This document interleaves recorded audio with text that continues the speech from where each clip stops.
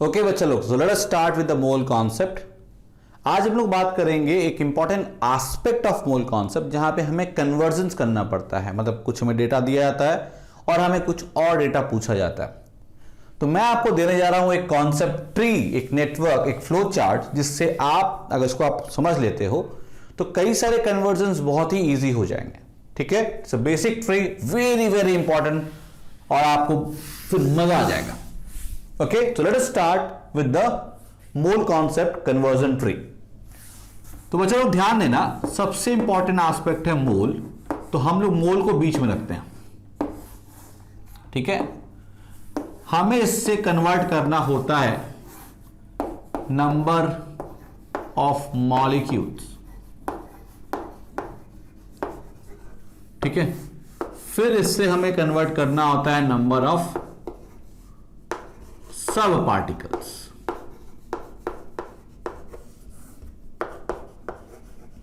जो उसमें होगा, तो यहां पे मॉलिक्यूल्स की जगह हम लोग एक और चीज लिख सकते हैं कि और पार्टिकल्स, जिसके ऊपर हमें बात करनी है। और इसके अंदर सब पार्टिकल्स होंगे, मतलब वो लोग जिसके अंदर होंगे, एक मॉलिक्यूल से आप निकाल सकते हो। ठीक है, तो ये हो गया। आप ऐसे बनाते चले जाइए इधर की ओर। इधर आपका आएगा वेट ऑफ पार्टिकल या कंपाउंड, जो भी आप सैंपल है जो बात कर रहे हो। ठीक है, इधर आएगा आपका वॉल्यूम। और ये जो वॉल्यूम है ये सॉलिड या फिर लिक्विड का है। क्या देखिएगा, सॉलिड और लिक्विड है। और ये आपका कन्वर्जन ऐसे कर रहा होगा। यहां पे आप ध्यान रखिएगा, we will take what in terms of, you can say centimetre cube या ml के फॉर्म में लिख सकते हैं, लीटर भी ले सकते हैं, depending on case to case basis पे। यहां पे आएगा वॉल्यूम अगेन, और यहां पे है गैस। और एक खास कंडीशन बोल रहे हैं एट NTP, और sometimes we can also say it STP। दोनों अलग चीज होती है, लेकिन अभी हम लोग मान रहे सेम। और ये आपका ऐसे हम लोग एक चैनल बना रहे हैं। एक और कंडीशन हो सकता है कि वॉल्यूम ही हो of gas at any other condition.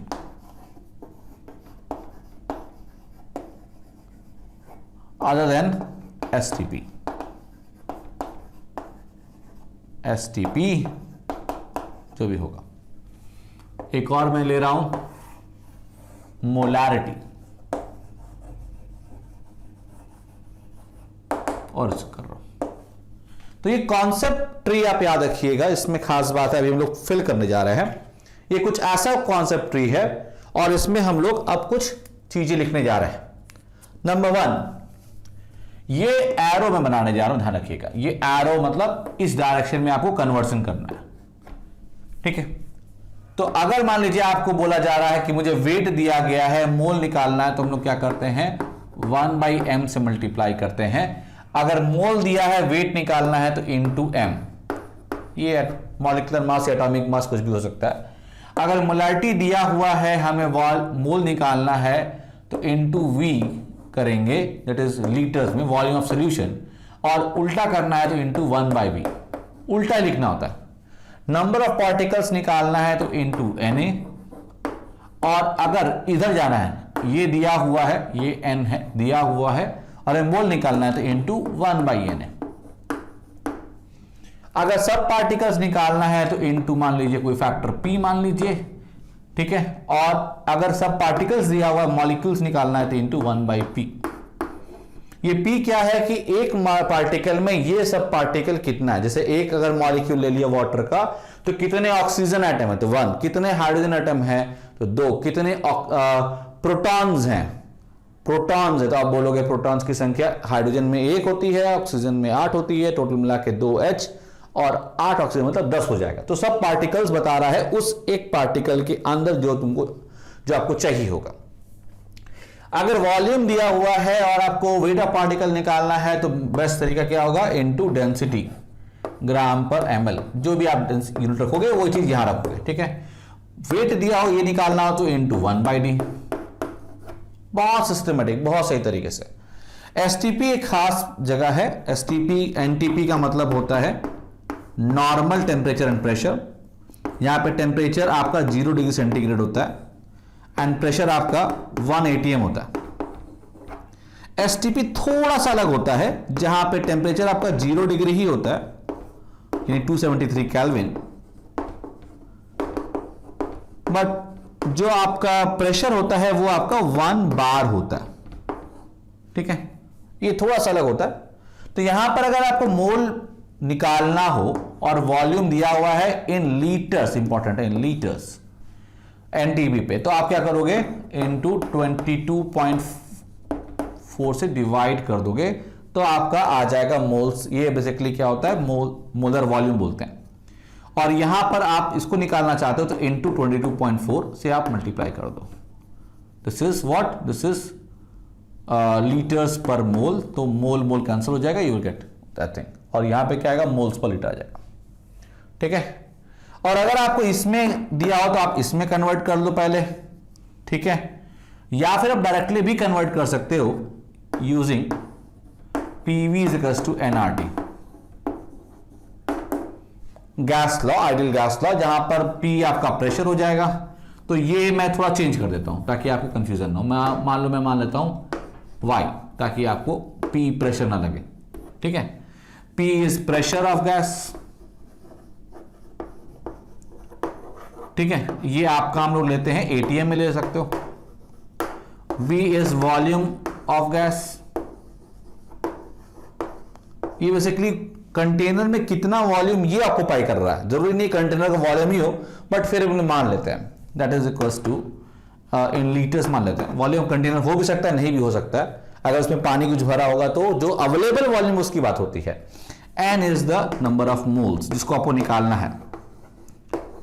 Okay, T is the temperature condition in Kelvin and R is called as universal gas constant।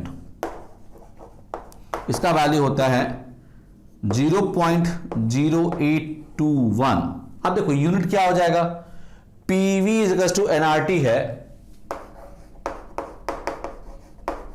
तो आर का यूनिट क्या होगा, PV by NT at ATM litre mole kelvin. तो क्या हो जाएगा, ATM litre per mole kelvin.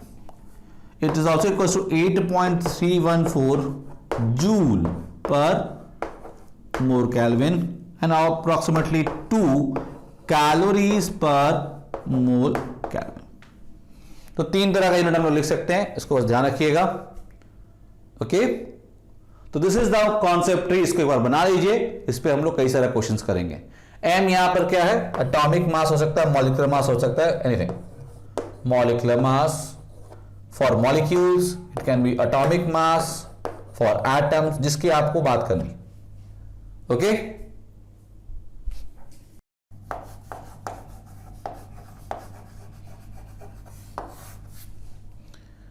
Okay, so let us start doing some problems ताकि हम लोग कॉन्सेप्ट और समझ में आए।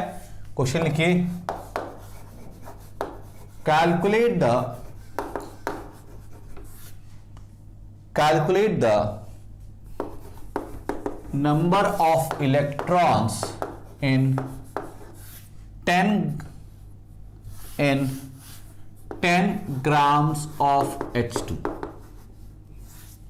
ठीक है, H2 गैस। अब ये क्वेश्चन पूछ दिया, तो सबसे पहला काम आपको करना है, वो जो डायग्राम हमने बनाया था उसमें आपको देखना है कि आप कहां पे हो। तो आपको दिया गया है वेट, ओके, और आपको पूछा जा रहा है इलेक्ट्रॉन्स जो किसी मॉलिक्यूल का पार्ट होता है, अंदर होगा, तो आपको सब पार्टिकल्स के बारे में पूछ रहा है। तो क्या करेंगे, उसी एरो डायग्राम को जाओ, देखो, समझो। वेट से हम लोग क्या निकालते हैं बेटा, हम लोग निकालते हैं, वेट से निकालेंगे मोल्स, ओके, और मोल से निकालेंगे हम लोग क्या, हम लोग निकालेंगे मॉलिक्यूल्स, मॉलिक्यूल्स या पार्टिकल्स, ठीक है, और मॉलिक्यूल से निकालेंगे हम लोग नंबर ऑफ इलेक्ट्रॉन जो इसका सब पार्टिकल, उस इलेक्ट्रॉन इस मॉलिक्यूल के अंदर पाया जाता है। This is the number of electrons की बात हम लोग कर रहे होंगे।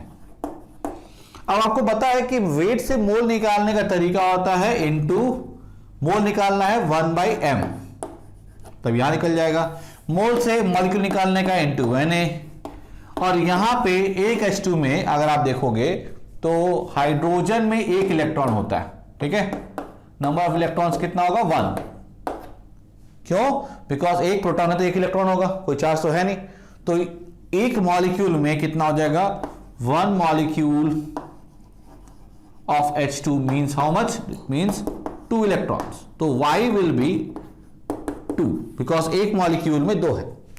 सो नंबर ऑफ इलेक्ट्रॉन्स कैसे आएगा बेटा, वेरी इजी, यहां से शुरू करो, यहां मल्टीप्लाई करते जाओ। कितना हो गया, वेट कितना है 10 इंटू 1 कितना 2 molecular mass of this one that is H2। अब देखो यूनिट भी चेक करो, ये ग्राम है, ये क्या होगा ग्राम पर मोल, तो ऊपर आ गया क्या, मोल आ जाएगा, इंटू Na 6.022 इंटू 10 पावर 23, ठीक है। This is what, this is your atoms या मॉलिक्यूल्स पर मोल। तो मोल कैंसिल हो गया, मॉलिक्यूल्स पे आ गया, इनटू Y सब पार्टिकल्स, नंबर ऑफ सब particle is 2। This is your answer, this is your answer. कैसे ही आएगा, ये वैल्यू आपका आ गया, नंबर ऑफ सब पार्टिकल कितना आ गया 10/2 into 6.022 into 10 power 23 into 2, that is equals to what 6.022 into 10 power 24 is your answer. Easy? Calculate the number of oxygen atoms in 88 grams of CO2. Again देखिए, ये आपको पार्टिकल दिख रहा है बिकॉज CO2 के अंदर ये पाया जाएगा। कैसे निकलेगा, ये आपको वेट दिया गया। अगेन डायग्राम क्या बन रहा होगा, ओके वेट से निकालेंगे मोल से निकालेंगे नंबर ऑफ मॉलिक्यूल्स, यहां पे पार्टिकल है, और सब पार्टिकल है basically number of oxygen atoms, एक लाइन में निकालिए। ओके, वेट से निकलता है मोल कैसे, बाय मल्टीप्लाइंग 1/m। मोल से निकलता है number of molecules by multiplying Na, और यहां पे ऑक्सीजन एटम एक मॉलिक्यूल में कितना है 2 है, तो multiply by 2। So number of oxygen atoms कितना हो जाएगा, that will be equals to 88 into 1/44 which is the molecular mass of CO2 into 6.022 into 10 power 23 into 2. Okay, so this is your answer. So this will be 2 4, so it is 88024 into 10 power 23, that is 2.41 into 10 power 24 answer. So I have rounded to 2.41. Okay, 3 significant figures. Next question, what weight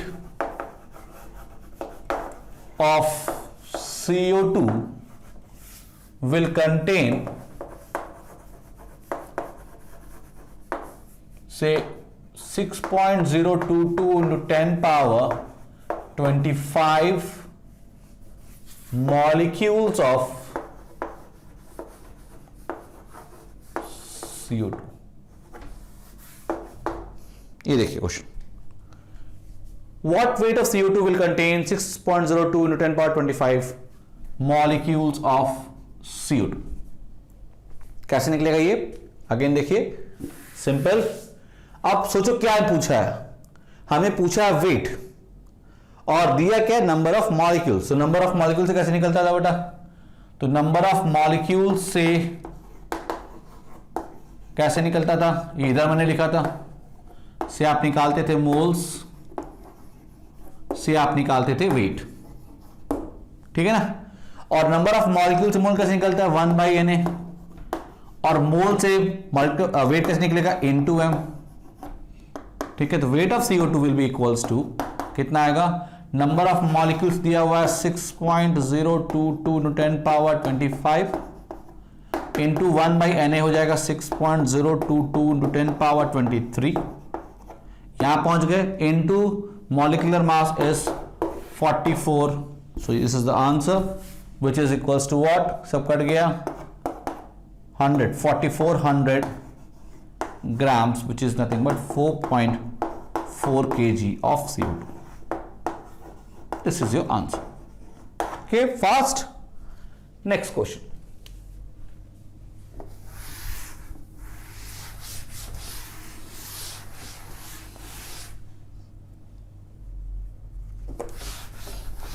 Next question.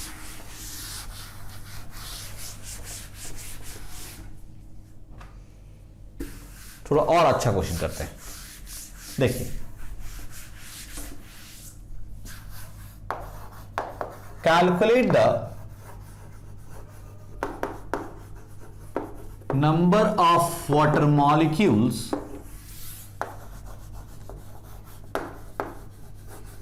in say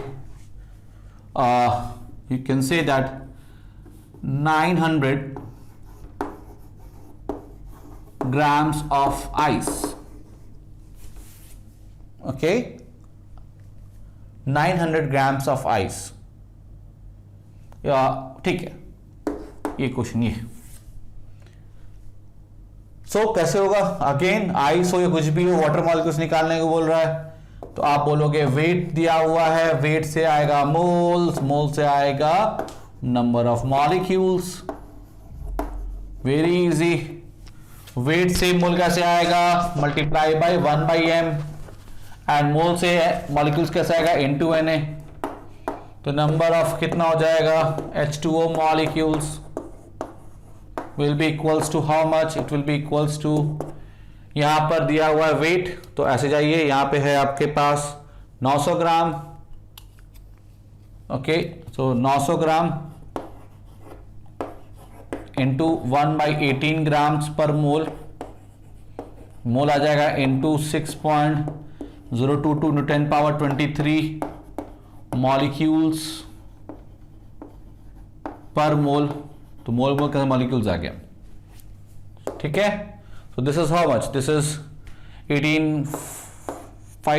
50 हो गया, 50 मतलब 100/2, so आपका हो जाएगा 3.011 into 10 power 25. इसको मैं 100/2 लिख देता हूं, और 100 to 25 हो जाएगा, by 2 करोगे तो 3.011 आ गया. This is your answer. Easy, एक एक लाइन में क्वेश्चन होगा, बस आप थोड़ा ध्यान दीजिए क्या मैं कर रहा हूं, और बड़े बड़े क्वेश्चंस को हम लोग सॉल्व करेंगे. Next one. Okay, so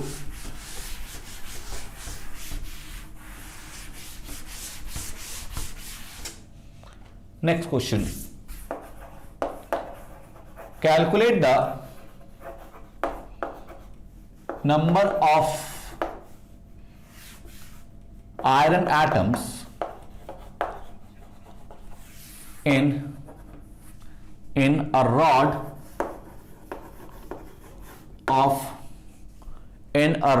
of 1 centimeter square cross section area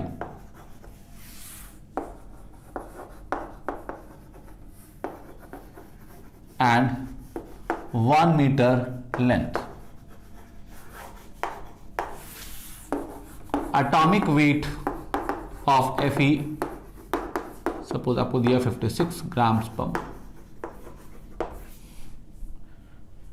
and density of Fe, assume it to be, say it is 8 grams per centimeter cube. ठीक है, assume कर लीजिए, ये कोई दिक्कत वाली बात नहीं. So we have to find something like Fe atoms पूछ रहा है, आयरन रॉड दिया हुआ है, in rod, iron rod basically it's iron rod, और उसका कुछ कुछ दिया हुआ है. डिफिकल्ट क्वेश्चन लग रहा है, देखते हैं. तो what is the data given, जरा देखिए. तो एरिया दिया है, लेंथ दिया है, तो क्या मिल गया इससे, एरिया और लेंथ से क्या मिल जाएगा, मुझे नहीं मिल जाएगा इसका वॉल्यूम. सो सिंस एरिया पता है मुझे 1 सेंटीमीटर स्क्वायर, ओके, लेंथ पता है is 1 meter, which is equals to 100 centimeter. So I can say volume because centimetre cube में दिया तो सेंटीमीटर क्यूब में निकाल दूंगे, कितना हो जाएगा, वहाँ area into length which is equals to how much, 100 into 1 that is 100 centimetre cube. Okay, कहाँ दिया, देखो ध्यान दो, हम लोग हैं वॉल्यूम पे, ओके, वॉल्यूम ऑफ सॉलिड पे। वॉल्यूम से जाएंगे हम लोग कहाँ पे, वेट पे, वेट से जाएंगे कहाँ पर, मोल पे, मोल से कहाँ जाएंगे, नंबर ऑफ मॉलिक्यूल्स, यहाँ है नहीं, यहाँ पे एटम्स ही है तो एटम सीधे पहुंच जाएंगे, ठीक है।